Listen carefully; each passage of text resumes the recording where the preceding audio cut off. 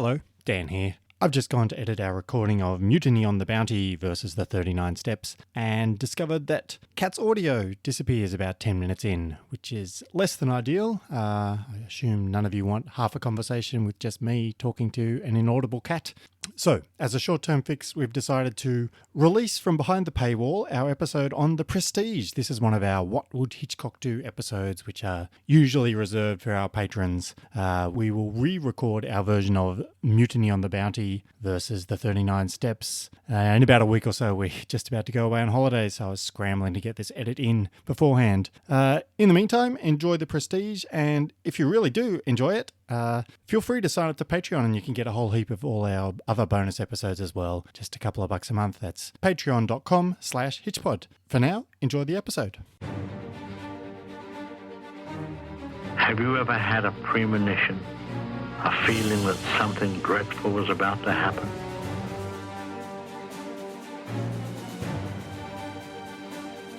Are you telling me that you built a time machine? Out of a DeLorean?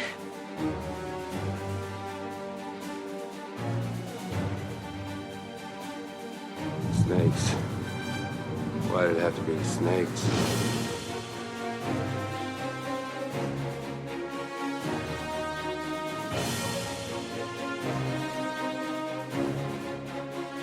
Human sacrifice, dogs and cats living together, mass hysteria.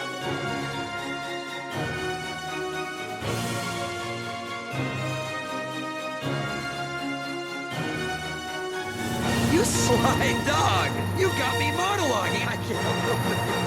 This is What Would Hitchcock Do, a special bonus episode of Hitchpod in which we talk about a movie that came out after Hitchcock's death in 1980. And we ask, how would the movie be different had Hitchcock been alive to direct it? I'm Kat Jones and I'm joined by Dan Libke, and today we're discussing The Prestige by director Christopher Nolan. Yes, one of my very favourite movies, this one. So we'll start with some basic information about it. It is The Prestige from 2006. I somehow missed this in the 2000s. Ah, well, there you go. But you've caught up with it now, though, I right? have. Yes. It's got an IMDb rating of 8.5 out of 10. Oh, that's pretty good, right? It's very good. The Rotten Tomatoes score is not quite as good, 76%. There are a few negative reviews out there. I think my favourite negative review is The Prestige is a trick box with too many false bottoms. So, Okay. not sure whose bottoms they're referring to. Perhaps Hugh Jackman's false bottom. Or, Maybe. Can you ever have too many plot twists? I'm not sure. I don't think so. Well, we'll see as we go through this. Anyway, it was nominated for a couple of Academy Awards. It was Best Cinematography, Best Art Direction. Is that all? That's all. Yep. You can see it on Amazon Prime, iTunes, DVD, Blu-ray. You can find it everywhere. It stars Christian Bale. He plays Alfred Borden, who he was probably best known as Batman from Christopher Nolan's Dark Knight trilogy. Also stars Hugh Jackman. He plays Robert Angier. Hugh Jackman is, of course, also Wolverine in the X-Men movie franchise. Also Scarlett Johansson. She plays a bit of Olivia. a trend building here. Yes, she was Black Widow in the Marvel Cinematic Universe. And Michael Caine is probably the fourth main actor of this. He plays Cutter, who is Christian Bale's Alfred in the Dark Knight movie. So lots of superheroes in this movie. And we've just gone full circle on Alfred's. Yes. And of course, including the famous real-life superhero David Bowie was also in the movie. Oh, yes. He was good. Yes, the man who fell to earth, Ziggy Stardust, etc. Anyway, the synopsis is, after a tragic accident, two stage magicians in 1890s London engage in a battle to create the ultimate illusion while sacrificing everything they have to outwit each other. That's a great synopsis. It's perfect. Perfectly vague. It was written by Jonathan Nolan and Christopher Nolan. They did the screenplay based on the original novel by Christopher Priest. And as we mentioned, it was directed by Christopher Nolan, who is also a superhero director. Yes. He squeezed this one in between Batman Begins and The Dark Knight. So a couple of Batman movies, we'll take that off. We'll get Batman and Alfred and we'll pop them in this. Imagine having time to casually do a brilliant movie like this mid-trilogy. Yep. Well, that's what he did. It's a drama/mystery/thriller with just a hint of sci-fi thrown in there as well. He's putting sci-fi there in the slash watch. Is that a spoiler? That's a little spoilerish, I think, yes. Anyway, it is all those things. Yeah, so and it does have the tagline, "Are you watching closely?" Which And guess what? Doesn't matter how close you watch, you're going to miss you're something. watching very closely. Yes. So before we get into the plot, this is of course where we traditionally do the spoiler warning. So if you haven't seen this, go away, watch it. Blah blah blah blah blah. Really seriously this time, if you haven't seen this and you ever intend to watch it, you must watch it before you listen. A second longer. Yeah, because it will ruin it. It is like The Sixth Sense. It is the kind of movie where you really want to see it the first time without spoilers. Yeah. Every other time you can watch it knowing what's happened, but Yeah. this first time you should really just take it in and just let it envelop you without knowing exactly what's That's going right. to happen. And go watch it. It's an incredible movie. Yes. The movie does jump around a bit in time, so we're not going to muck about too much with trying to follow the movie as it jumps around in time. We'll just do it mostly chronologically and go from there. And the book it's based on, is that a chronological telling of the story? The book's actually, I did read the book a long time ago. I don't remember it in much detail, but it's there's kind of a framing device where it's two modern day people who are researching their ancestors, Yep. and so it's a similar kind of thing to what the movie turns out to be, where it's stories within journals within all kinds of things. And it's not, I guess it's not a super recent novel, but the novel was 1995. The movie was 2006. Yeah. So it would be, in modern terms, probably more likely to be chronological. I think if it was written last year, maybe they would jump around with the timeline because that's a bit in fashion at the moment. Yeah, I honestly Can't don't remember remember. whether it jumps around chronologically in the Anyway, novel it works or in not. the movie, It does. or it's a little confusing. It's a I little must say, in the confusing right at the top, but Yeah. you kind of get get the there. get the gist after a while. Anyway, it's London in the 1890s, and we do meet Robert Angier. This is Hugh Jackman and Alfred Borden. It's Christian Bale, and they're two young magicians, and they kind of work as assistants to a more senior magician. They're magicians' apprentices, which is not to be confused, of course, with sorcerers' apprentices. That's mostly restricted to Mickey Mouse magicians. Anyway, the two of them are very keen to learn, but they're also a little bit cocky, and they think they know it all, as is the way of most young men. And this is especially true of Borden. He wants to tie a more convincing knot on the magician's assistant, one that's a little bit tighter and perhaps more tricky to get out of, but will be more impressive to the audience, perhaps. And it turns out the magician's assistant is, of course, Angier's wife. Her name is Julia. We don't really need to know her name because she's not going to hang around too much longer, because on the very next trick, she drowns during some kind of water tank trick, and Angier is furious. He blames Borden and for tying this dreaded knot that was too hard for her to get out of. And they're now bitter enemies, and they compete forevermore for fame and success and vengeance. So Angier has his friend, or a magic trick builder. This is Cutter. This is Michael Caine. And they start putting on a show, and Borden shows up to ruin it, and he kills a dove in the process. Lots of doves die in this movie. Then Borden's putting on a show, and he's got a trick where he catches a bullet, but Angier shows up and actually shoots him in the hand, blows a couple of his fingers off. Classic magician hijinks. Oh, Borden, by the way, has also met his wife by now, and this makes Angier even more furious because Borden has a wife and eventually a kid, and Angier believes that Borden stole that life from him by tying this dreaded knot. So they're both well-adjusted young men. Anyway, Borden does develop this trick called the Transported Man, and this is the big trick that he's very proud of. He appears to travel instantly between two wardrobes on opposite ends of the stage, and no one could quite work out how he's doing this. Angier is completely baffled. He's just like, it's amazing. Cutter says the only way he knows how to do that kind of trick is with a double. So when Angier decides he wants to do a version of the trick, they hire a drunken double to perform his own version. And Angier is really wealthy, by the way. He's some kind of aristocracy, but he's kind of keeps that on the down low. He's pretending to be an American of some description because his family don't want him to sully the name with his magicianry.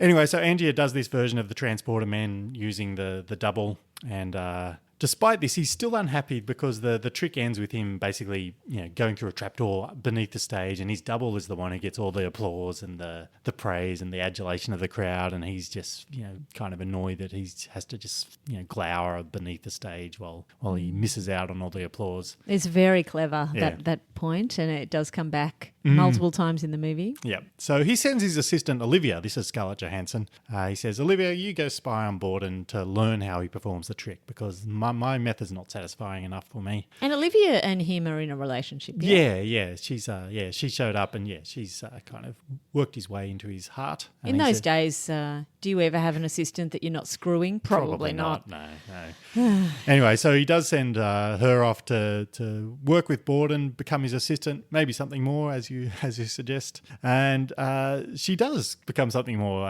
despite the fact that Borden is married. She helps Borden sabotage Angia's act, and Angia therefore confronts her and forces her to give him Borden's encoded diary. So he's now got this diary, and the diary has this clue as to how the trick is done. Anyway, around about now, Borden's affair with Olivia and Borden's general moodiness and unpredictability, they've basically driven his wife to despair, and she can't live with him any longer, so she hangs herself, which is very unpleasant. Meanwhile, and this is one of the bits where it's chronologically out of order, but just for chronologically speaking, Angia now uses the diary. He's off to America where he meets up with Nikola Tesla. This is played by David Bowie in a wonderful cameo. How clever for Borden to just use the diary to get him out of the country for months on end. Yep. So Angia pays Tesla loads and loads of money to build a machine that can teleport objects because electricity can do anything in the 1890s. Tesla does develop a machine, but it doesn't quite work. It doesn't really teleport things. It just creates a duplicate of the object a little bit further away. So it sort of teleports it, but it doesn't get rid of the original version. But that's good. That's close enough for Angia. Still very clever. Yeah, still very good. Angia uses the machine, takes it back to London and starts performing his own version of the transported man. And basically the trick to his trick is that a version of him will be duplicated, transported, teleported a distance away, but the version that was there originally does have to fall through a trapdoor into a water tank and drown to death every night. So that's his trick. And this is where the mystery / romance / thriller turns into a / horror. Yes. And it takes a very dark turn into horror, which I didn't want to mention earlier as that would have been a spoiler, but it's horrifying. Yes, it is. Yep. So he's happy to kill a version of himself as long as his other version lives on. And Borden now is the one who's curious. How is he actually doing this trick? Because he knows he doesn't have the wherewithal to come up with something this good. Yeah, because he doesn't just appear in a cupboard on stage. He appears at the back of the stage. Yes. It's even more impressive. Yep. So Borden sneaks backstage one night and he discovers one of the Angias drowning, and he's like, oh my God, what's going on here? So he tries to rescue him, but it's too late. Angia drowns and Borden is arrested for murder. The case is basically made that he must have, as part of this ongoing vendetta the two of them have, he must have snuck the water tank over beneath the trapdoor and killed him. And he's sentenced to death. And the way Angia kind of this has been part of his plan all along, because the duplicate didn't show up to accept the applause of the crowd that particular night. It knew that Borden was down there, and so it thought, well, I'm just going to let him be framed for the murder instead. So he just kind of scurried off and wasn't seen again. And this is at great expense. Yes. Does he get him framed for murder? He can never perform magic again because he's dead. Yes. Yep. So that is a dramatic downer for both of them. Yep. Anyway, so Borden's sentenced to death for Angia's murder. Angia now is disguised and he's using the alias Lord Caldlow, which is his original family name, presumably. And he goes to the jail and makes an offer for Borden's tricks and promises to care for his daughter, who is now, once Borden is hanged, the daughter is going to be an orphan. And he's making these kind of offers to Borden via a third party.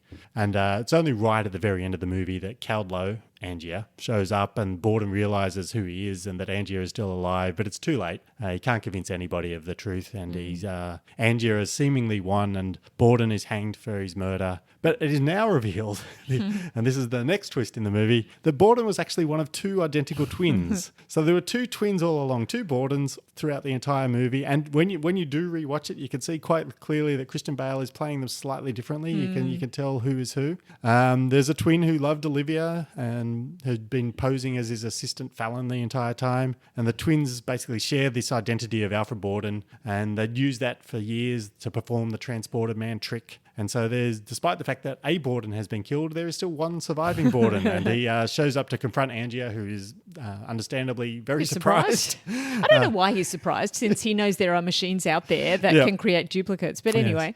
Yes. Anyway, the Borden shoots Angier, discovers all the tanks full of dead Angier duplicates, and then returns home to reunite with his daughter, which is kind of a nice happy ending for Borden. The way this had a happy ending was one of the most remarkable things about the film. I mean, there's just so many horrifying elements, so much tragedy, so much trauma, and then I love somehow he ties it in a bow. At the end, it's a happy ending. It's just glorious. Yes, it's a great movie. As I said, it is one of my very favourite movies. Yeah. There's a website out there called flickchart.com, which I'd forgotten existed for about a decade, and I just remembered it again, and it's still up and running. Yeah. So I've been playing with it, and basically it throws up two random movies from all of Hollywood cinema, and you can compare them, and basically accumulates the information from all your comparisons of these pairs of movies, and slowly starts putting them into a ranking. So you end up with a ranking all of your own of all your favourite movies based on these one by one comparisons. It's very addictive. How many have you rated? I think I'm Almost 1,000. closing in on 1,000. Yeah, Right. I've got 950 or something. Anyway, Prestige sits at a solid number 20 out of the 958 movies I've ranked. Well, it's even higher for me. Granted, I've only rated 150 movies on my flick chart, but I love this movie. It's incredible. Yes. Yeah, really good movie. The plot twist on plot twist, and then right at the end, will the other magician get the daughter, is yet another element of tension. So I think it's really, I just love it when the movies, or books for that matter, don't follow a standard plot structure where there's supposed to be a climax and then it all decreases. In this case, there's a climax and then another one and then another one, and it really rolls. It's incredible. Yeah, it's twist after twist after twist. And so hopefully you have already seen it and know what we're talking about and weren't spoiled. You listened to us. Yes, indeed. I also love the way that the sci-fi element, the Tesla machine, is a misdirection away from the twin. Yes. But, it's just Occam's razor, right? They tell us in plain sight that, no, just a double. Yeah, there's lots of times watching it Incredible. where it's everything's spelt out very obviously, but there's all this, and fittingly of a magician's movie, there's all this misdirection and all this kind of stuff. It's very clever. It's works very, on very clever. Lots of levels. Yeah. So, basically, just to kind of go back to what we were saying about how the movie's not quite in chronological order, we do start with Borden discovering the drowning Angier. So we start right at the end, pretty much. I think even before that, we have the very, very last scene where Cutter, Michael Caine, is showing his daughter the trick. He's saying, That's right. you got to watch really closely. And it tells them all about the three parts of the trick, and the Prestige is the the one final where bit. you make something come back and then. Yeah, you're right. That's possibly the very last scene of the movie, because Cutter talking to the little girl. Yes. So, we do start with Borden discovering the drowning Angier, then sentenced to be hanged. And then we basically work through Borden reading Angier's journal, and then Angier reading Borden's journal. And both these journals serve as kind of these conduits to flashbacks. It's a little bit confusing on first watch, but as we said, you kind of get the hang of it. And if after I a was while. being just a little bit picky, I mean, did it have to be non-linear with the various components out of order? I think it was confusing enough. I'm not sure it was necessary for the twists. Probably was a better movie for the change in order, actually. To see the dramatic scene of the drowning at the very start was quite incredible. But I also found the diaries quite confusing. I did love that they both wrote diaries, and at the end they wrote directly to each other and said, I know you're reading this diary and it's all fake. I really did love that. Yeah. Yeah. So there is loads of fun rewatching it on the second time. So just going through some of these clues that leap out on a second or subsequent viewing. So you do, Borden, when Angia confronts him and says, did you tie this tricky knot that killed my wife? He says, I don't know. Half of me thinks half the time I think I did and half the time I think I don't. And that's because one of him did and the other one doesn't genuinely know. And the guy answering the question wasn't the one there on the night tying the knot. Yeah. And then you realise how awful that is, how the subterfuge of the two twins probably did kill her, because at one point they said you must never tie this knot because when the ropes swell, she won't be able to get undone. Yep. But of course only one of the twins hears that. Yep. So it was really quite glorious the way that did contribute to the death. And again, on the second viewing, you do get the sense that there is one twin who is more obsessed with the magic side. He's probably the better magician, but he's also more ruthless. One of the twins is quite happy to say, let's not go on with this vendetta, and the other one's like, nah, I hate this guy. We have to beat him. We have to be better than him. Yeah, very, very clever. Another moment, there's early on, this is when Borden does meet Sarah for the first time. Sarah's actually brought her nephew to a magic show, and they make a bird disappear, and of course they crush the bird to death in the process, and Sarah's nephew cries because he correctly assumes that the bird has been killed, and Borden says, no, it's still alive. He pulls out the spare bird that he had up his sleeve the whole time, and the kid replies, but where's his brother?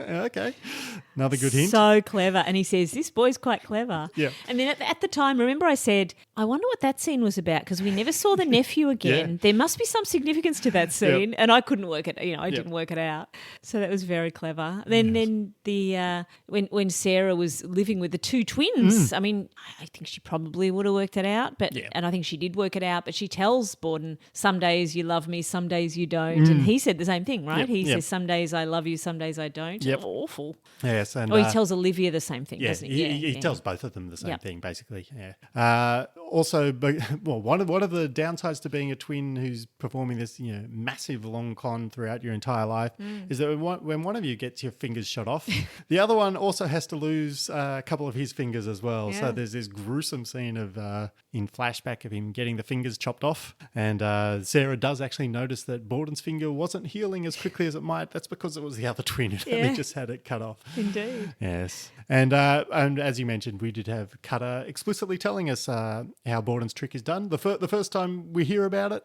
Cutter explicitly says he uses a double. Yeah, so great. And we just are so misdirected by the time machine that we're going, must be something else. Yep. It's very clever. Yes, very good. And of course, the entire movie is kind of built on this kind of motif of doubles, right? So yeah, that's right. It's got twins and clones and doubles and rivals, and both magicians even have an advisor. We've got Cutter for Angia and Fallon, who turns out to be the other twin for Borden. Yeah. And even Tesla has an assistant. And a rival. And a rival. He's got this vicious, similarly as vicious as the rivalry between the magicians with Edison. Yeah. Edison shows up and burns his place down, And I love the parallels too. So the fact that both magicians lose loved ones over the rivalry and they're both directly related to the rivalry is fantastic as well. It's so clever. I also love the moment where one of the Bordens was being hung when he was being hanged for the murder, and that was interspersed the scene for scene with burning of the prestige machine. Yep. So that was really quite incredible as well. He was only ever going to make 100 doubles. So I think the plan was probably always to set up Borden towards the end. Yeah, he put a time limit on, so he basically forced Borden. Like if Borden wanted to find out, he knew at some stage in those 100 performances he was going to have to show up and work out how it was done. And on that night he was just going to frame him. So. And the clever foreshadowing of death the whole time. Every time a bird died, you knew there was a person that was going to die. It was all incredibly clever. Yeah. I also like how both the main characters have at least 3 aliases in the movie. Yeah, right. So Angia has the stage name. He's the Great Danton, but he's also Lord Cowdlow. And he does have a drunken double who is Root. Yeah, that was a very clever scene where Borden convinces the double to cause mischief. Yes. It was really incredible, really great. Yeah, Borden has a couple of aliases. He goes by the stage name The Professor, and of course one of the twins is always running around in the identity of Fallon. So multiple names for all of them. Nolan, has directed Memento and lots of other interesting and weird kind of twisty and unreliable narrator kind of movies. Yep. So the author Christopher Priest was a fan of Nolan, particularly liked Memento, as you mentioned. He wanted him to direct the film. Apparently Sam Mendes, who did American Beauty and 1917, etc. He was originally a candidate to direct, but Christopher Priest hung out for Nolan. And kind of an amusing side note, there is this story about doubles. There is also two authors named Christopher Priest. The one who wrote this book is a science fiction writer, but there is also a Christopher Priest who is more famous for his comic book writing. And when I read the book, I just assumed it was the Christopher dude, comic. yeah. So I read this thinking, oh, good on you, mate, for branching out into other media. Yeah. But no, a couple of Christopher Priests. So more doubles there. What else happened in the movie? We had Rebecca Hall, who played Sarah, Borden's wife. She had an ad-lib at one point. So that would be the "I know what you are" line. Yeah. I don't know what she was supposed to have said, or maybe she wasn't supposed to have said anything. Yeah, I think this is when they're having one of their big fights. Yeah. And she said, "I know what you are," and apparently felt very bad that she that take probably gave away the ending too much. But Christopher Nolan seemed to like it. He said, "No, that's all good. We'll leave it in. Doesn't really give it away." That's right. And anyway, I mean, you think she would have known? You can just edit that out. Yeah, But, that's true. They Yes. left it in. They obviously liked it. Yes. And of course that depends on Bale staying in character, which he did at the time. Yep. Yes, and apparently the casting of David Bowie was a bit of a coup at the time. Right. So Bowie had a heart attack in 2004, and this was one of his very few media roles after that one. So Maybe it was his last movie, was it? Or- probably. Yeah. Let me have a look. I mean, he didn't do many movies, right? So David Bowie did a number of movies in 2006, and he also did SpongeBob SquarePants in 2007. So it wasn't his last movie. Okay. Good. Good to hear. Good to hear that he kicked on a little bit after this one. Yeah. What about some best lines from this movie? There were quite a few good lines. The one I really love is Olivia talking to Borden and explaining why she was going to come and work for him when she'd been working for the other And guy. she's very upfront about this, right? She's not. There's no subterfuge on her part, seemingly. No, well, I guess there can't be because she knows how clever he is. And Yep. Olivia says he wants me to come and work for you and steal your secrets. And Borden says, what does he need my secrets for? His trick is top notch. He vanishes and then he reappears instantly on the other side of the stage, mute, overweight, and unless I'm mistaken, very drunk. It's astonishing. How does he do it? That's so great. Very funny. It doesn't have a lot of comic lines in it, this particular movie, but that was a pretty good one. Yeah. I mean, the other line I liked is when Angia has gone to see the trick, and the first version of it's not particularly impressive. Like, people don't really notice how amazing it is. Yeah. And Angia says, he's a dreadful magician. He goes back and he's speaking to Cutter. He says, he's a dreadful magician. And Cutter says, no, he's a wonderful magician. He's a dreadful showman. He doesn't know how to dress it up, how to sell the trick. And this is where Angia has it over him a little bit. He's the better showman. He's quite a showman, and that's one of the things that Olivia helps Borden with. Yes. So the Bechdel test, does this one pass? Well, no. I mean, there's only one scene with two women in it, and that's Sarah and Olivia, and they don't talk to each other. So, no, it's a big fail. It's a on definite that fail. front. Yeah. Tributes, homages, remakes. We do this one's more of a coincidence than a tribute or a homage. The movie The Illusionist, which starred Edward Norton, who at one time was the Hulk, so to continue with the superhero theme, was another period piece about magicians, and it also came out in 2006, and is also a very good movie. It's not as good as The Prestige, but it's still pretty good. And So it's another double. yeah, it's another double, yeah. Both films had magician Ricky Jay as their magic consultant, which was probably a very lucrative year for Ricky Jay, I guess. Yep. Yes. So we're going to move into the segment about how would Alfred Hitchcock direct this movie or a similar movie. And I guess there's so much hidden in this movie. And Hitchcock, of course, did not prefer to do it this way. He preferred his suspense to be out in the open. Yep. So I think we're going to do a little bit of a speculation of what would it be like if this movie had some of those elements out in the open. Yeah, if you didn't want to muck about with the twist ending, if you just thought, all right, let's create the suspense from showing your cards up front, so to speak, magician speak, and see how that would work. So if we knew that there were two Bordens from very early on, so Hitchcock sets that up, some opening scene where you see them swapping the disguise or whatever, Or you even just see them as children. That would be enough. Yeah. So we learn very early they're two Bordens. That makes us very nervous for Angie's wife. Yes. Presumably after, the two of them have an argument. One of them wants to tie the dreadful knot and the other one doesn't or something. Yeah. So, that adds tension to that scene, which Yep. is, tense enough with a woman drowning in this tank. But we know what's But we know it's coming, yeah. coming. Yeah, Yep. yeah.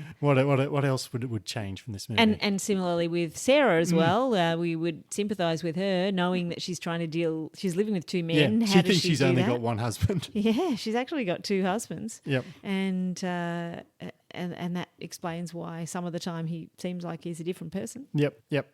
Hitchcock would probably have also made us nervous. Like Hitchcock makes us nervous for criminals all the time. Yeah, of like he course. somehow gets us on their side. On their side, we via don't want them to magic. be discovered. So yeah, So he even if we aren't particularly sympathetic for Borden up front, the fact that he's deceiving everybody with this twin trick that we now know about from the beginning, I think Hitchcock could still make us nervous that his secret would be uncovered. Like he'd have them on the brink of being caught out at any one time, and if we knew, it does feel like they're about to be discovered at all moments, doesn't it? Yeah, Because that's kind of well, the very first time he meets Sarah, and like this is another thing that's obvious in retrospect, and you think it's just kind of almost a meet cute for isn't this magician clever? Because she says, oh, I won't be inviting you in, and he says, that's all right, I'll see you later, good night. Turns around, and then she opens the door and he's inside making her a cup of tea, and you think, oh, how clever, he's done some sleight of hand that we as mere mortals don't understand, but a magician would surely know. No, it's just the brother broke in earlier. Yeah. So it's very clever. That is clever. Yeah, I'd forgotten about that. That's Yes. very good. Anyway, so yeah, I think Hitchcock would make us enjoy Borden, even if he seems a bit of a scoundrel and perhaps not the most pleasant man. He'd still make us enjoy them. One of them was outwitting them. pleasant. One of them was unpleasant, right? Yes. I think it was really good. Would Hitchcock would probably go so far as to show Angie's plan to frame Borden? Like I think so, He'd say, yeah. "All right, here's the machine," and he could see it all setting up, and we could be nervous for Borden now. Is he going to actually fall into this trap That's right. that Angie Is is he going setting to up? try and go backstage? And once he goes backstage, you know that he's going to be framed. Yep. And that would have been good. It would have been a different kind of It would have been a suspense. very different movie, but it would have been interesting. I think. I think I'd probably prefer this twisty version. It's a lot of fun, but the less twisty version might have been fun too. Hitchcock would have had more comedy lines. We would have got something in exchange for that, right? There would have Yes, been a little bit definitely. more humour, probably. And we also know that Hitchcock was perfectly happy doing Oh, yeah, period pieces. yeah. He did, Waltzes from Vienna, and he did the one set in Australia whose name Under Capricorn, Yeah, Capricorn. yeah. Can't remember now. Pirate movies. Yes, pirate movies. Yeah, so he'd easily be able to do London in the 1890s. Yeah, and he would have been good at that. I mean, it was almost his era. Almost, yeah. Yeah. Yep. And what about a cameo? Where would he sneak himself in? I mean, maybe the man that delivers the doves. A dove deliverer. Yeah. Yeah, hands over a big box of doves. Here you go. Here you go. Yeah, I thought maybe he'd be in the audience as the wife drowns and maybe get upset that water's, pouring all over him or something. Yeah, he gets a little splash in the front row or something like Yeah. that. Now, do you do a post-Hitchcock cinematic universe? Yeah, why not? Let's give it a crack. So we watched two movies now, right? We watched The Incredibles and The Prestige. So this is two post-1980s movies in this series. Yep. And we're going to try and work out how we tie them together in a post-Hitchcock cinematic universe. Now, this is a pretty good challenge to try and tie together an 1890s movie with a kind of superhero. modern-day superhero and animated. Yeah. But I think I've got it. I think I've You've worked got it it? out. Yeah. Okay. All right. I think maybe the cloned copies from the machine, maybe they're not precise clones. Maybe there's subtle differences. Same as, maybe they're tiny random variations each time. And what if Tesla had the machine and maybe he snuck away and he was cloning various copies of, his assistant or whatever, made them fight one another. And maybe, the forces of natural selection would see, these various clones eventually evolve superpowers and right. slowly, become, enough of them that they could populate a city's or at least a movie's worth of Incredibles. Yeah, this is how superheroes. This is the origin story of all superheroes I think that haven't Tesla come made from them. another planet. Yes, I think so. Yeah. Anyway, that's my best effort. That's good. All right. What about the Hitchcock movie checklist? Well, do we have a MacGuffin? I mean, in most cases, the Tesla machine should have been the MacGuffin, but I don't think it was. No, it's incredibly important. Key to the plot. But I do think that Borden intended for Tesla to be a MacGuffin, right? Yeah. He wrote this journal, sent him off. He basically just wanted to get rid of him. Yeah. So it was. I think Tesla was supposed to be a MacGuffin, and Tesla was just smart enough to actually do build the contraption that he was hired That's to right. build. He was just trying to get him out of the country, wasn't he? He wasn't seriously wanting him to go off Yeah. and find a He contraption. wrote in the journal, you're wasting your time. Tesla's just a crazy scientist. Crazy old dude. Yep. Yeah. So I think it's not actually a MacGuffin, but it's Close to kind of some an kind of. in-universe MacGuffin, like Yeah. in-universe attempt at making a MacGuffin, I Yeah. guess. What about the cameo? Was Christopher Nolan in this movie? I didn't spot him, was he? No, he wasn't. But Ricky Jay, who, as we mentioned, was the magic consultant, yeah. he did have a small cameo. He played a dreadful magician named Milton. I can't remember. No, I don't there was remember a him either. dreadful magician, though, wasn't there, at some point? I think so. But so that was Ricky Jay. So that's sort of a cameo from a non-actor anyway. Eh? Yeah, it's a cameo. What about a mother character? Well, we just had Sarah, the Hmm. mother of the child. I mean, really, she wasn't much of a mother character in the Hitchcock sense, but we did have a lot of birds. We did have a lot of birds.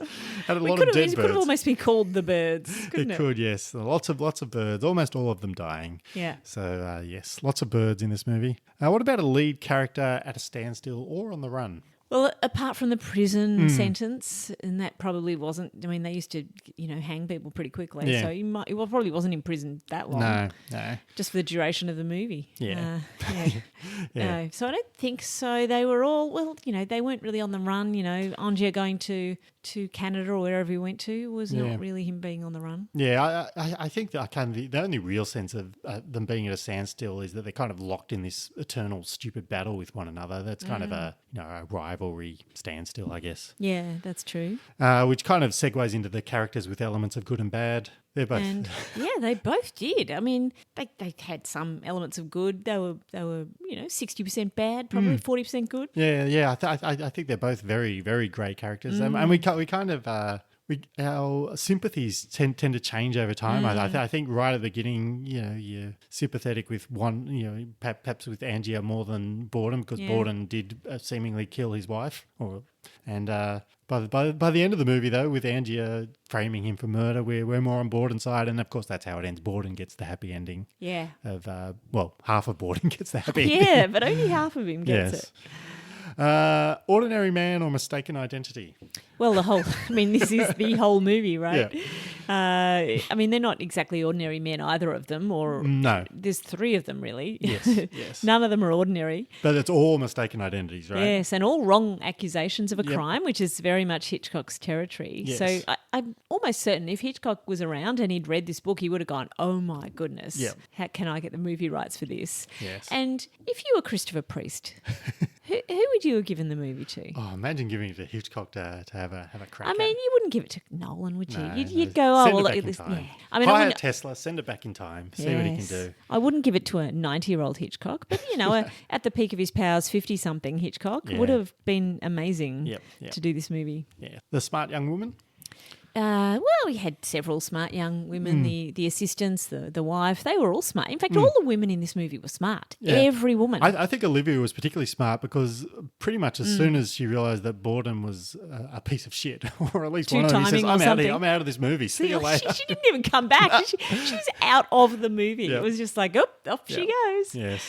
I was half expecting her to come back at some point. No, she said, no, I've fed up with you. If you don't even care that your wife's dead, I don't want you being around me. Yeah, she was particularly smart. But there was, I did enjoy the fact that there was the 1890s, but there were no dumb women or token women or anything in this movie. They had a lot of agency, and despite the fact that they had to sleep with their magician bosses. But, and weren't allowed to talk to one another.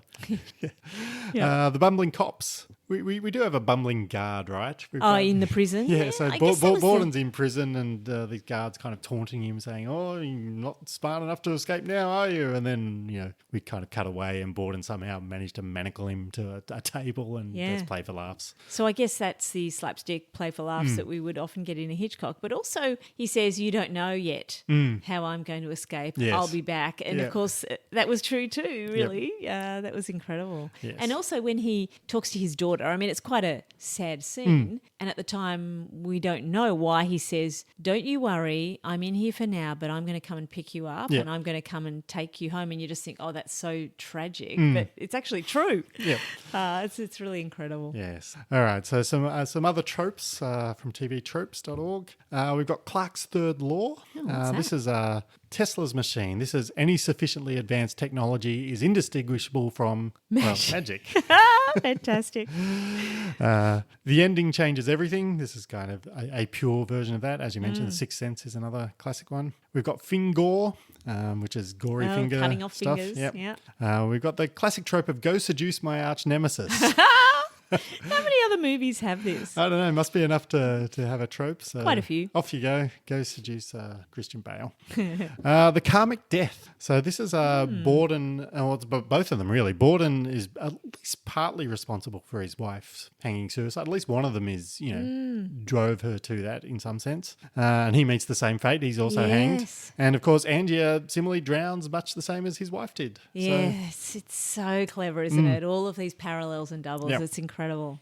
We've got lying to protect your feelings. And so this is really good. So this is at Julia's funeral. Cutter, tries to say, look, it's fine. Drowning is one of the better ways to go, I hear. I knew a man who drowned or almost drowned, and it was just like going home. It was all very peaceful. And then I think Angier kind of says, oh, that's very nice. And then at the end of the movie, when Cutter realizes that, Angier's been a villain and framing Borden and being a scumbag, Cutter says, no, I was lying about that. He said it was the most painful and terrible and hideous death you could have. So Angier has to realize that, oh my God, I've just sentenced copies of myself to the most hideous and painful death. And not only that, it's him on the stage that goes into the tank. Yep. So he's the one who drowns. He knows that's coming every single night. Yep. And even though he knows another version of him is reincarnated, he still has to go through that death. So that is quite a remarkable thing that Cutter reveals there. It's really incredible. Yep. We've got people jars. Jars full of people. Rewatch bonus, as we mentioned. Rewatching it, you get all kinds of extra things. As we mentioned, screw this, I'm out of here. That's Olivia. So see you later. And slobs versus snobs. So we've got Borden, who has a very working class accent. We've got Angie as well. Yes. So, what a wonderful bunch of tropes there. Yes, good bunch of tropes. So that's pretty much it, I think, for our coverage of this. We just want to, again, thank you for your support of Hitchpod, right? Yes. The only reason we've been able to keep going on a regular basis and providing bonus podcasts is because of our patrons. And you're probably a patron if you're listening, but if somehow you're listening to this and you're not, that's okay. But please consider it. We'd appreciate it if you sign up at some point and go onto Patreon, and it's a very measly amount of money. Yes, patreon.com/Hitchpod. All right, so we've done a couple of these What Would Hitchcock Do bonus episodes now. How are we going to rank them? It's The Incredibles versus The Prestige. This is going to be much tougher. It is. But in this case, I mean, I love both of these movies so much, but I think The Prestige is pipping The Incredibles for me. Wow.